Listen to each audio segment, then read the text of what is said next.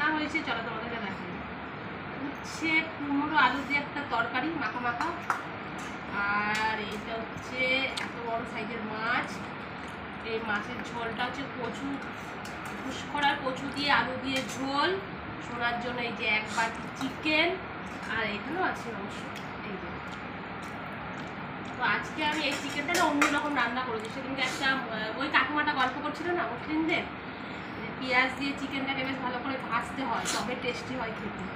তো ওই রকমই আজকে রান্না করেছি। আর একটু ভালো করে কষি রান্না করলে হতো, কিন্তু সময় খুব কম।